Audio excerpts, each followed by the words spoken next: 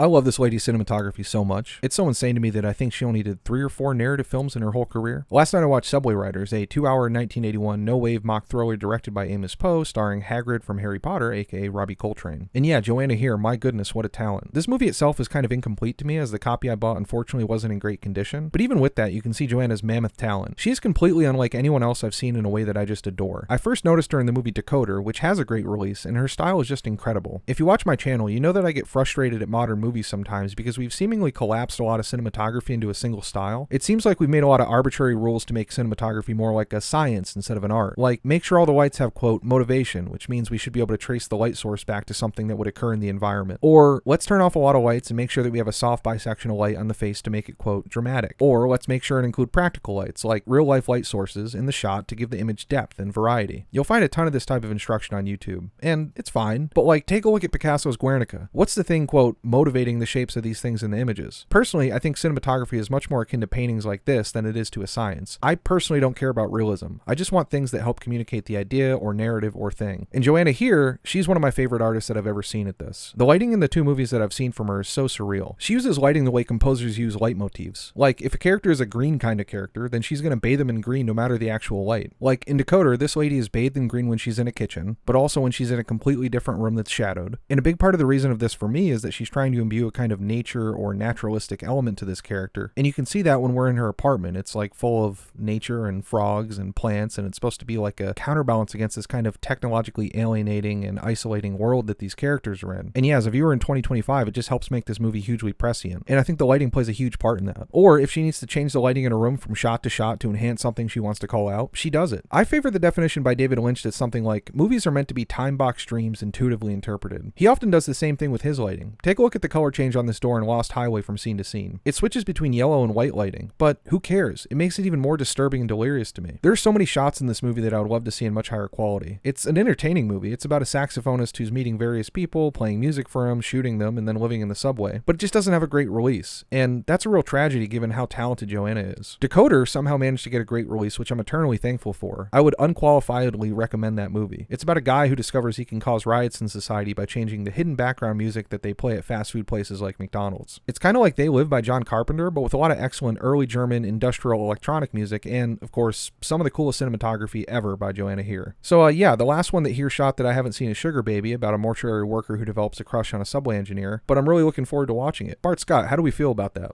Can't wait! I agree, Bart. Thanks for watching. Please like and subscribe, and please let me know of any weird cinematographers that you know of that I don't know of.